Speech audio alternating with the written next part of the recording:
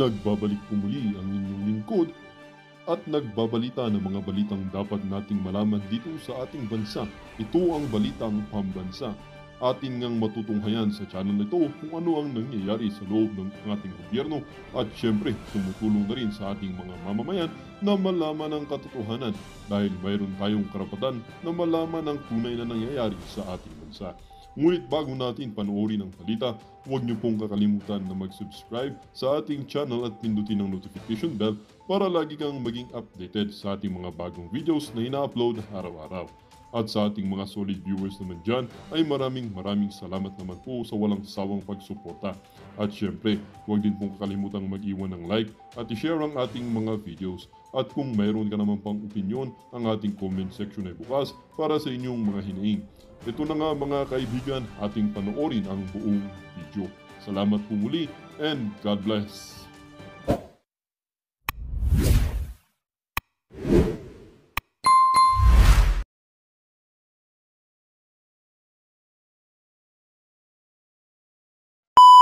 Dito kay Tatang Marcoleta ha. Pakinggan mo natin yung mga ano niya, yung pinaka-latest na speech niya. Siyempre, sino pa bang ibibida niya si Congressman Rodante Marcoleta? Si dating Pangulong Rodrigo Duterte at itong si VP Sara, di ba? Ganon ho, kaya ho mahal na mga DDS yung si Kong Dante. Kasi isa ho siya sa mga talagang nagsasalita ngayong mga panahon na to. Kaugnay siya mga ginagawang panggigipit ng administrasyon dito sa mga Duterte. Pakinggan ho natin itong si kung iboboto nyo yan si Manny Pacquiao, ilagay nyo na lang ho yung mga kandidato natin. Nandiyan naman ho yan si Senator Bongo, Senator Philip Salvador. Yan kita naman, number 38 sa balota, Congressman Rodante Marcoleta. Imbis na iboto nyo si Manny Pacquiao, yan na lang ho, si Atty. Raul Lambino, number 34 sa balota. Ito, umpisa na ho natin to. If you fail to do that, I will campaign against you. Yang hamon ho na yan ni dating Pangulong Rodrigo Duterte na Manny Pacquiao, patunayan mo na mas kurap ang administrasyon ko. Mapahanggang sa ngayon bokya pa rin ho tayo. Anong gagawin ng isang Manny Pacquiao sa Senado? Ano hong gagawin niya? Kaya kung ako sa iyo, para sa mga taga-Gensan, sa mga kakilala nitong si Pacquiao, sa mga kababayan nitong si Pacquiao, alam nyo ho ba, kita nyo naman, wala na dapat paliwanag dyan, di ba? Ano bang nagawa ng mga Pacquiao na yan dyan sa lugar na yan? Di ba? Ano ho bang nagawa nila? Si Senator Bato de la Rosa, ano ho yan dating chief PNP yan, at kita nyo naman ho yung paninindigan sa Senado. Senator Christopher Bongo, Mr. Malasakit ka, di ba? Congressman Rodante Marcoleta, tinayuan niya ho ang bulok na sistema dyan sa House of Representatives. Atty. Vic Rodriguez, ano bang nagawa niya? Hindi ho siya nagpalamon sa sistema. Yung prinsipyo ho niya ay talagang nanaig kaysa sa pwesto at politika. Yang mga kandidato ho natin, yung iba dyan hindi pa nakahawak ng pwesto sa pamahalaan, pero ang sinisigurado ho natin dito, mas marami hong nagawa yan kaysa kay Manny Pacquiao. Yung ginagawa ho ni Manny Pacquiao, pala nung mga naunang panahon, di ba? Si Pastor Apollo Kibuloy, naku, wag ho natin pag-usapan si Pastor Apollo Kibuloy pagdating sa nagawa. Dahil kung usapan nagawa, milya-milya ho ang layo niya pagdating dito kay Manny Pacquiao. Pagdating doon sa pagiging pilantropo, hindi ho makakapalag yan si Manny Pacquiao. Pagdating doon sa pagtulong niya sa mga mahirap, nako, malayo pa ho si Manny Pacquiao dito kay Pastor Apollo Kibuloy. Hindi ho natin siya para ikumpara sa ating mga kandidato. Nandito ho tayo para ipalabas ito si dating Pangulong Rodrigo Duterte. Mga dahilan kung bakit hindi dapat mailuklok sa Senado yang si Manny Pacquiao. Kasi medyo nakikita natin nagna-number 15, nagna-number 11 yan sa balota, di ba? Kaya pagka bumaba yan, kahit papaano itataas yung ating mga kandidato, anong gagawin niya si Manny Pacquiao? Dandil na ho yung impeachment ni VP Sara dyan sa mama na yan. Kaya naman, pakinggan ho natin itong si Tatay Digong. Because you are not doing your duty. Do it, because if not, I will just tell the people, do not vote for Pacquiao because he is a liar. I put you on notice na isasabi ko lahat at kakalabanin kita panahon ng eleksyon. Tatay Diggs, huwag kang mag-alala. Kahit wala ka sa Pilipinas, kakalabanin namin. Kasi hindi pa rin hindi pa rin niya sinagot itong hamon na to itong si dating Pangulong Rodrigo Duterte. Nakita lang ho natin. Kasi isa ho siya sa mga pinagpipilian, ika nga, no? Isa ho siya sa mga matutunog na pangalan dahil nga naman dating naging senador, boksingero, di ba? May pangalan, may name recall, awareness mataas, di ba? Oh, kaya ngayon, sagutin mo ang hamon na to nitong si dating Pangulong Rodrigo Duterte, Manny Pacquiao. Patunayan mo na corrupt ang Duterte administration para magkaalaman tayo dito. Di ba? Pero para sabihin mo na nandyan ka para sa mga mahihirap. Naku, loko-loko. Pag hindi, I will just be another in politics. Ayun na nga mga kababayan, dito sa bahagi ng video natin na to, dumako naman ho tayo dito kay Congressman Rodante Marcoleta. Eto, pakinggan ho natin to mga kababayan.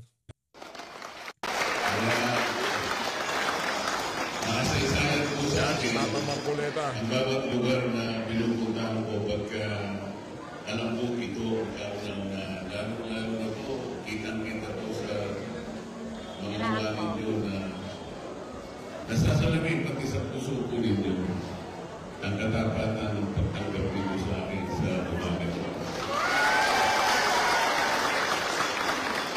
Marami ko po sinasabi, marami na po ako napunta, Mindanao, Visayas, kahit ako yung malalayong lugar ng ating bansa.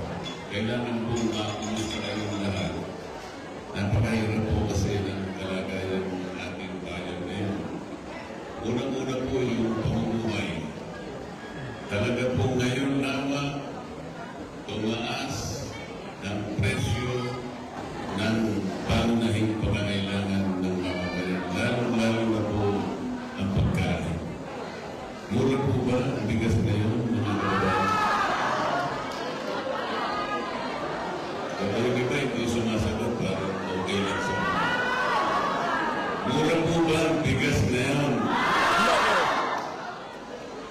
Meron po kasing nanako na 20 pesos na lang per kilo. Di ba totoo may nanako? Mura po ba ang gamot?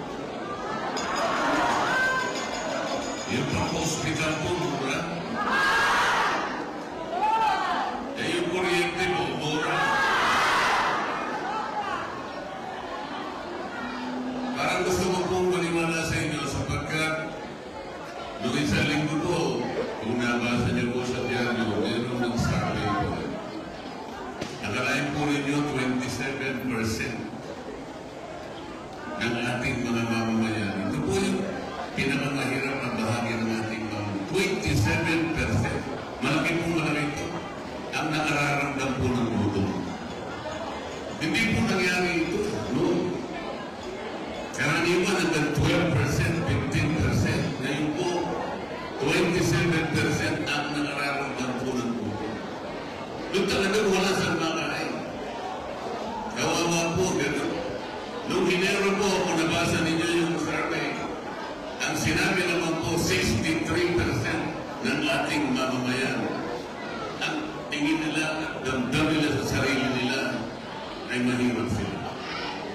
Ang pangako ng pamahalaan, mabawasan ang mga ito, pero ang nangyari, kabaligtaran. Tingnan po ginagawa nila ngayon. Akala po nila, ang paraan para pagsilbihan kayo dahil nga napakahirap ng buhay, pupunta lahat dito, puro may talang ayuda eh. Totoo po yun. 5 klase po yung ayuda ngayon. Yung dati po, na alam na ninyo, ito yung 4-piece. Matagal na po ito. Dinagdagan nila ng tupad, ng mait, ng ait, at saka ata. Alam po niyo itong mga invento ito. Kung halimbawa po ang isang tao talagang nalagay sa isang ibang karaniwang kalagayan, emergency po talaga binaha, nasunugan, umagyo, talaga po kailangan. Ganun po ugaling Pilipino. Pero huwag mong gagawin normal sa kalakaran ng buhay na parang ayuda na lang ang binibigay mo. Ang dating kasi Wala na eh. Ngayong mga panahon na to, puro ayuda na lang eh. Yung tipong hindi na ho trabaho hinahanap ng mga kababayan natin. O saan tayo makakakuha ng ayuda? Yun ho kagad pumapasok sa isip nila, di ba? Hindi na yung tipong, meron bang bagong bukas na ganito dyan? Pwede ba tayo mag-apply dyan? Hindi ho eh. Sige nga, sino yung tao ni congressman dito? Magpalista nga tayo. Sali tayo dyan, ayuda yan eh. Di ba? O, kasali sila sa AIX, kasali sila sa Porpis, kasali sila sa Tupad, kasali pa sila doon sa mga, di ba? Kung ano-ano pang ayudang pinamimigay, di ba? Wala na hong trabaho, kaya ang ayuda na yan, kailanman, hindi ho magiging solusyon sa kahirapan ng ating bansa. Wala hong bansa na yumaman dahil sa ayuda. Wala ho. Wala ho tayong nabalitaan na itong bansa na to dahil sa ayuda. Tingnan nyo naman, first world country na sila. Wala hong ganun. Wala pa ho tayong nabalitaan ganun. No? Yung mga nagbibigay ng ayuda, yun para band-aid solution para hindi magalit ang tao sa pagiging incompetent ng mga leader. Yun talaga. Yun talaga ang punot dulo ng pagpamimigay ng ayuda ng administrasyon na to. Para kahit pa paano makalimutan ng mga Pilipino yung kapalpakan na ginagawa ng administrasyon. Kumbaga nakuha nila yung kiliti ng mga Pilipino, ayuda lang naman yan. O ngayon kung isa ho kayo sa mga nakakatanggap ng ayuda, ang nakukompromiso ho dito ang kinabukasan ng inyong mga anak. Ang nakukompromiso dito ang kinabukasan ng inyong mga apo. Hindi ho porket nakatanggap tayo ng ayuda, ibig sabihin, umuunlad ang kabuhayan ng mga Pilipino. Karamihan nun sa mga ayuda na inuutang pa ho para lang maipamigay. Ngayon, yung apo nyo, yung mga ayuda na natanggap nyo, sila ho magbabayad niyan pagdating ng panahon dun sa mga buwis na babayaran nila dito sa pamahalaan na to. Ini-enjoy nyo ho yung pera na dapat sana mapunta sa infrastruktura, bagong kalsada at magagandang classroom ng ating mga mag-aaral. Napupunta ho yan doon sa sa scatter, inuman, shopping, check out sa Shopee, 'di ba? Ganun doon na real talk. Saan ba napupunta? Pinambibili ba ng pagkain? Wag ho tayo magbulahan dito. Kasi karamihan diyan yung kapos ang kita, kumbaga yung sa akap kapos ang kita pero kumikita. 'Di ba? Nagka-extra, check out mo na 'yan. Ganun lang naman ho 'yan di ba? Ganun ho talaga realidad dyan sa ayuda na yan. Kaya kailanman, hindi justice yan. Yung binibida ng ibang mga aso ni Tambaluslos, ang ayuda daw, justisya. Anak na to. Ang ayuda, napakalaking sako ng idudulot ho niyan pagdating ng panahon sa ating mga kabataan, sa ating mga kababayan. Dahil ngayon ho, na-enjoy yan, pero pagdating ng napakalaking dagok ho niyan. Ngayon pa lang ho, ramdam na ho natin. Talagang sumasadsad ang ating ekonomiya. Dahil nga ho, walang konkretong programa, walang magandang pinaglalaanan ng pera ng sambayan ng Pilipino. Maliban sa walang habas na pamimigay ng ayuda at walang katapusang katakawan ng mga walang yang politiko sa ating bansa. Di ba? Yun no Doon talaga napupunta. Hindi ho napupunta sa kung ano pa mang bagay. Napupunta ho yan doon sa pagnanakaw, pamimigay ng ayuda, yung tipong pagkapinamigay nila, akala mo galing sa kanila. At lahat ho ng ating mga kandidato, sigurado ho tayo kung papipiliin, pantatayo ng classroom o ipamimigay bilang ayuda. Mas pipiliin ho nila na kung saan na yung long-term effect ng mga perang natatanggap o yung pera ng ating pamahalaan, doon ho ilalagak yan. Hindi yun natin sinasabi na tanggalin totally yan. Pero yung mga biglang nagsulputang mga ayuda, mga walang kwenta ho yan. Pero yung porpis, meron ho kasing merong rules nga. Meron kayong kailangang sundang mga polisiya bago kayo makatanggap niyang mga na yan. Pero yung bigla na lang nagsulputan kesyo kulang ang kita program. Anong to ko? Alam ko ba naman kung magkano lahat yung nakalaan na ayuda para sa mga mahihirap? Ito po yung tinatarget ng pamahalaan. Ito po yung nakalaan sa halos 30 million na Pilipino. Ay mahirap po talaga ito. Dahil dumanap po tayo dyan, ito na nga 30 million Filipinos. Pero ang nabibigyan lamang po 5%. Sipin niyo nakalaan po 194 billion pesos. Nakalaan sa halos 25 to 30 million Pilipinos. Para po madali, ipaghalimbawa natin itong kalipunan natin ngayon. Kunwari po itong kalipunan natin ng 30 million Pilipinos po ito. Pero ang nabigyan lang po yung bandarula. Mula yan hanggang doon hindi na nabigyan. Tama po ba yun o hindi? Ganun po nangyayari. Napipili lang. Halimbawa yung AKA. Yung AKA, pag sinasabi nila, ayuda para sa kampus ng kita. Pero sino po nagsabi? Sino po yung pumipili? Sino nakakaalam po sino yung kampus? Halos lahat ng mga tao kampus. Lalo na sa ngayon. Bakit ang napili mo lang? Yung konti doon. Bakit yung kabuhan ito hindi mo? Bakit hindi nabigyan? Hindi na nga po nabigyan lahat. Yung ibinibigay kung minsan kulang pa. Halimbawa, AIS. Ang AIS po yung 3,000. Alam po ito sa maraming lugar. Pagpipirmahin ka, ma'am, pumirma ka po rito, 3,000 ang tatanggapin mo. Pero ang ibibigay sa iba, 500 pesos. Tama po. Yun ang problema doon. Nagkaroon na ho ng investigasyon sa Senado. Kaugnay dyan sa kabalbalan ng mga ano na yan, ng mga mga government official na kung saan ibinabawasan. Yan nga ho kasi, pinapaulit-ulit natin dito. Kaya isa pa hong dahilan kung bakit palpaki ang ayuda na yan. Hindi na ho sila nag-iisip ng tulay, karsada, eskwelahan, infrastruktura. Hindi na ho sila nag-iisip ng ganun. Meron pang kontraktor yun eh. Dito ho, ayuda na lang. Kaya ngayon umaagos ng pera, lalo na yung mga taga-House of Representative na mga kandidato. Umaagos yung ng pera. Balita natin, ito atin-atin na lang to. Atin-atin na lang. Huwag nyo nang ipagsabi, baka pag-initan pa tayo ng mga walang yang na yan. Di umano. Mula sa 10 kilong bigas na ipinamimigay dapat, 5 kilo na lang. Mula sa 3,000 ipinamimigay dapat, 1.5 na lang. 1.5 pa nga yung nabalitaan ko eh. Di ba? Nabalitaan ho natin to doon sa mga nakatanggap hindi ho kung kani-kanino, doon sa mga benepisyaro pinapirmahan. Dapat 10,000 daw 10 kilo daw pinag-usapan, binigay 5 kilo.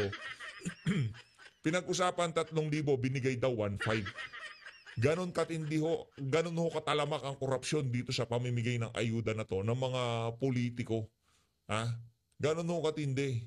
Kaya para sa mga nakakatanggap tanggapin nyo ho. Pero yung mga nagbibigay na yan, huwag nyo hong iboto. Ganyan ho nila balusubasin ang pondo ng sambayan ng Pilipino. Huwag nyo hong iboto yung mga yan. 1,000 pesos. Kukupitin pa yung iba.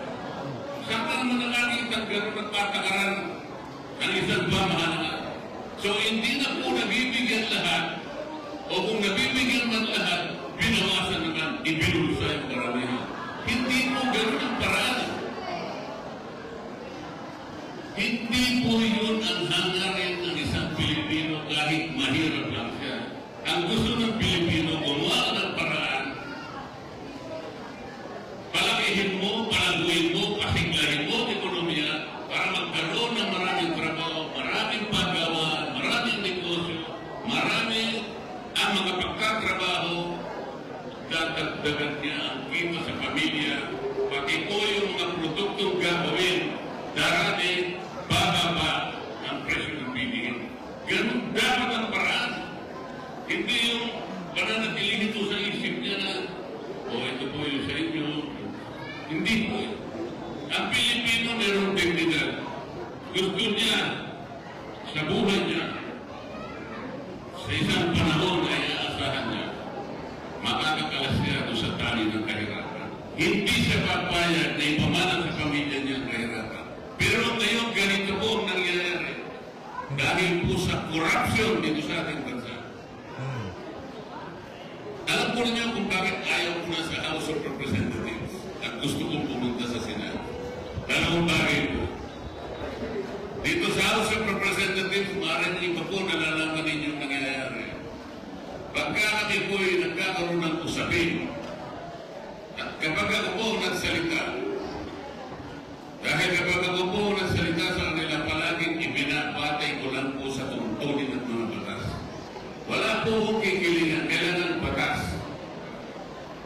Sinasabi ko, bakit nyo tatanggalin ng Vice President? So, di maglalaman kami ngayon.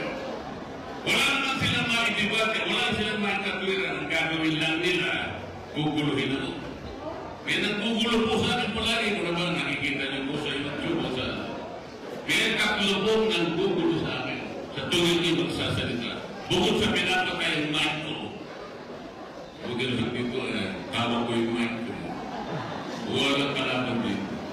Yung tatlo naman ang gugulo na lang eh. Bakit hindi ka makipag-debate ng harapan? Debate at gusto mo kinakailangan manahig yung tatlo mo. Kung kaya mo, ang problema hindi kaya. Manggugulo sila. Sino po yung tatlo na yun? Yung isa, dating kasama yata ng NPA. Yung isa naman ay isang bulang propeta. Oo.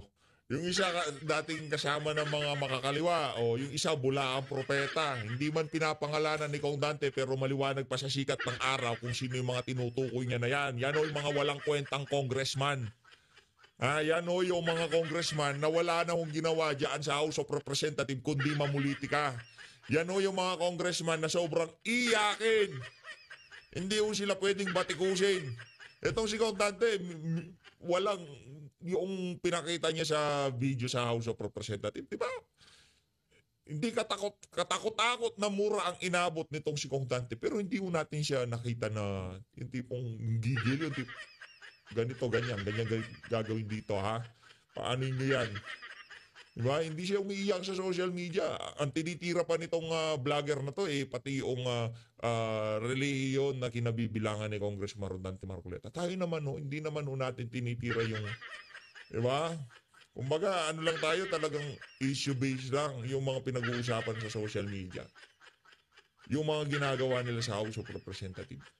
Pero yung pagpapahirap sa mga vlogger, talagang dikdikan napakatindi. Yung isa naman ay artista, hindi pa sumisikat ay nakakusta. Ito po nangyayari sa akin. Sino yung artista? Sino ba yung artista? Ay, nako, kilala ko na yung artista. Di pa sumisikat na laos na. Marami huy. Ayaw nga ako sa inyo, kaya kailangan pupunta ako sa Maragondon. Makikiusap ako sa mamamayan ng Maragondon. Lilipat ako sa Senado para doon mas makapagsisilbi ko.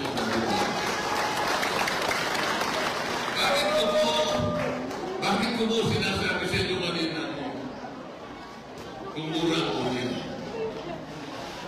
Ito, isang halimbawa na ito sa maraming dapat gawin ng isang senador na hindi ginagawa ng maraming senador na ibinoto nyo sa maraming ulit na ibinoto nyo pabalik-balik. Kuryente. Ano po ba ang nakasulat sa batas sa kuryente? Baka hindi po wala.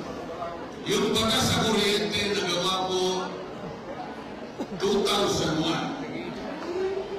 Ibig sabihin po Lola, 24 na taon na nakararaan nung yung batas na yun ay gawin. Alam po ba yung mga nakasulat po sa batas? Yung panunahing layunin ng batas na yun, idulot mo ang kuryente sa mamamayang Pilipino sa murang halaga. Yun po nakasulat. Kung nakasulat lang ito, idulot mo ang kuryente sa pinakamataas na halaga, walang problema sa akin yun.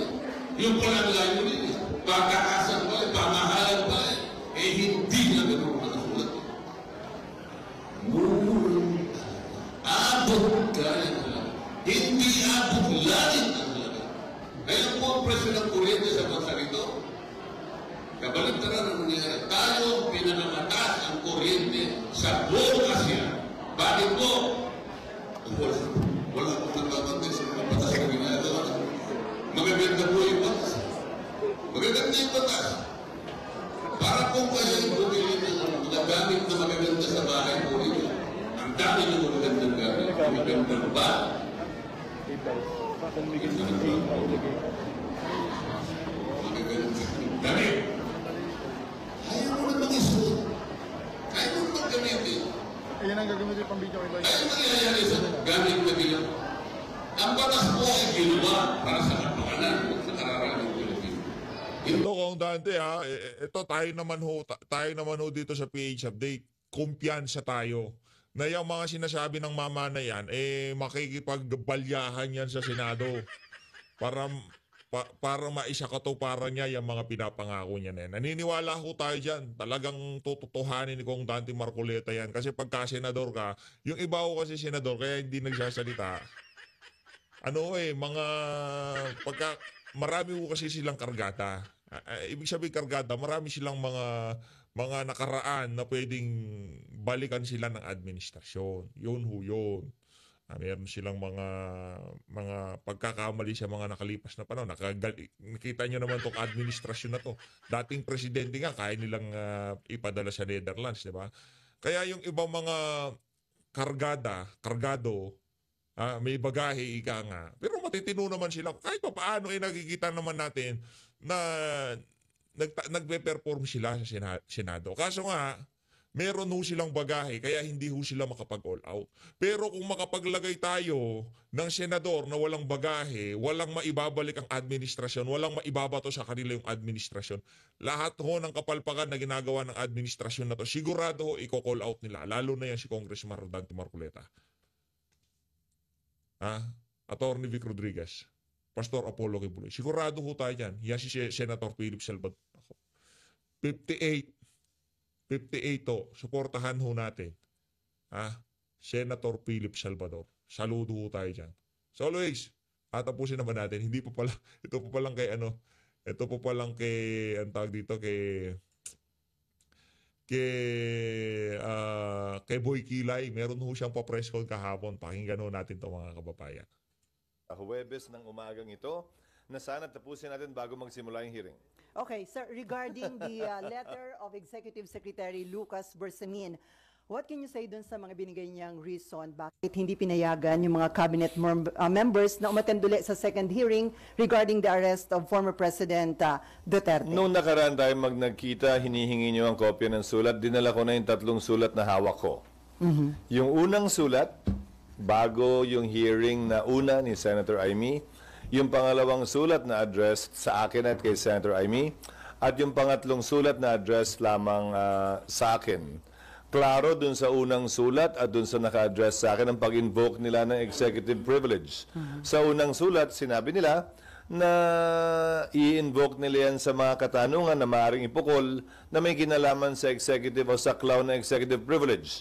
Yung pangatlong sulat na sa akin lamang address nung nakaraang Lunes, in-invoke nila yung executive privilege na kaugnay ng pag-attend ng hearing. Ito, yung sulat na yon, bagaman nung panahong yon, napirmahan ko na yung sabina doon sa dalawang nire-request ni Senator Amy. So, imbis na sa usaan namin pinadala ng Secretary General, pinadala yung aking sabina sa legal ng Senado para pag-aralan yung epekto nung pag-invoke ng executive privilege kaugnay sa mga sabinang napirmahan ko. Sa ilalim kasi ng dalawang naunang desisyon ng Korte Suprema, tiyak ko naalala pa ng mga matatanda na rito sa Senado yon. Itago natin sa pangalang... Hindi ako. May dalawang uri ho ng senador ngayon sa Senado. Yung mga may kargada at yung mga ambisyoso. Hulaan nyo ho kung alin ho sa dalawang uri ng senador na bibilang itong si Chis Escudero. Kasi base sa ating mga naririnig dito sa mama na to, wala pa hong ginawang mali ang administrasyon ko si Marcos Jr. Ay, mali ho ata itong pagkakalagay ng kamay ko. Ito, yun. Diba? Yun ka. Selly. Matatanda to. Yung Ermita case at yung Neri case, kung saan sinabi ng Korte Suprema na may kapangyarihan ng executive mag-invoke ng tinatawag na executive privilege kaugnay sa hindi lamang sa hindi pagsagot, pero pati na rin sa hindi pagdalo ng ilang opisyal ng executive department. Ang huling gusto kong mangyari, sa gitna at sa kabila ng napakarami ng kaguluhan sa ating bansa, ay dagdagan pa ito sa pamamagitan ng isang constitutional crisis kaugnay ng sabina sa kabilang banda at invocation ng executive privilege sa kabilang banda. Kaya minabuti ko, bagaman abogado ako, na-refer ito sa aming legal department para sa karampatang rekomendasyon. Sir, about yung sub judice rule na isa sa mga binanggit ni ES. Hindi aplikable yon sa aking paniniwala at nakita ko rin yon sa sagot ni Senator Amy. Ang pagkakaroon ng kaso ay hindi rason o dahilan ayon mismo sa Korte Suprema na hindi dumalo o hindi sumagot sa mga katanungan ang sino mang iniimbitahan ng Kongreso kaugnay sa inquiry in aid of legislation. So sir, yung subpoena, pinapaaral nyo pa, wala pang decision yung legal... Wala pa. Hindi ko pa natatanggap. Isa rin yun sa mga dahilan kung bakit bumalik ako dito ngayon. Dahil baka meron na at handa na sila at nang ma-actionan ko ang kanilang rekomendasyon. Pero sir, nung natanggap nyo yung letter ni ES, wala kang naging effort para i-discourage na si Senator Amy na ituloy pa yung investigation? Wala. Sa katunayan, nagkausap lamang kami, palitan lamang kami ng text kahapon. Kaugnay dito, kaya nga dapat matapos tayo bago mag 10 o'clock. Kasi sabi niya, dapat matapos tayo. Pero sir, nag-reply ka pa doon sa letter ni ES? Hindi na. Hindi na. In-acknowledge lamang namin yung receipt ng letter niya. And then si Senator Amy, may sulat siya kay ES Bersamin hoping na i-reconsider yung decision na wag payagan yung mga cabinet members na invited. Kasi ang sabi niya, may mga new pieces of information na gusto niyang masagot. So ito ba'y sayang na pagkakataon para masagot yun ng mga cabinet officials?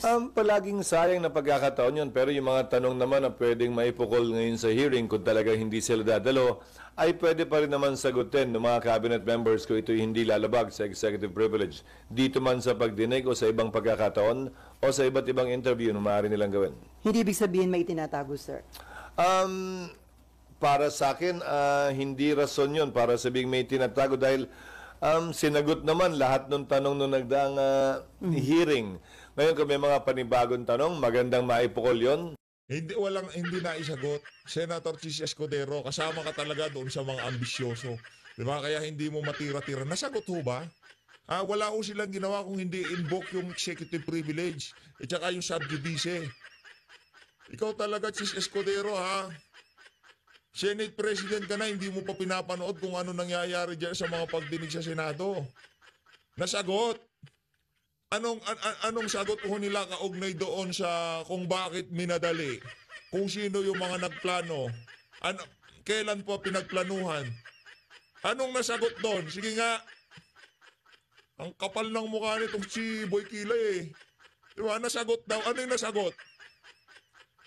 Yung dahilan, yung mga provision sa saligang batas na i-renege nitong si Senator Amy Marcos at noong abogadong nito si Senator Alan Peter Cayetano. Nasagot ho ba yun? Kala ko mga congressman lang sinungaling. Sa pamamagitan ng hearing na ito, hindi man sa pamamagitan ninyo, ng aming mga kasamahan sa media, kung sila'y sasagot sa mga katanungan yon. May nilabas na initial findings si Senator Amy Marcos para sa Malacanang, comprehensive na yon. Do you think, pero sabi ni Senator Amy, yung one hearing is not enough? Hindi para sa akin na sabihin sapat yon o hindi sapat yon, pero klarong preliminary lamang yon. Ni hindi pa yan pinagbobotohan ng mga miyembro ng komite, ni hindi pa yan pinagbobotohan sa plenaryo para sabihin yan nga ang findings ng Senado kaugnay sa bagay na ito. Sir, sabi niyo, sana itong hearing ni Senator Amy wag makadagdag doon sa divisiveness o pagkakawatak-wata. Doon sa nangyari, sir, anong tingin niyo? Na-address ba yun o nakadagdag lang? Sa unang hearing sa pananaw ko, hindi naman nakadagdag dahil ayon mismo kay Senator Bongo, ang pinakamalapit na siguro na kaibigan, dating katrabaho ni dating Pangulong Duterte, kumpara sa ibang mga senador ngayon. Siya na mismo nagsabi na, ano ba yung ginamit niyang salita? Too late the hero ba? O move on na? O parang in not so many words. So, tingin ko, papunta naman na tayo doon. Ang pagtanggap habang dinidinig ang iba't ibang kaso kaugnay nito. At gayon din, habang dinidinig ng ICC, ang iba't ibang petisyong iyahain ng mga abogado ni dating Pangulong Duterte.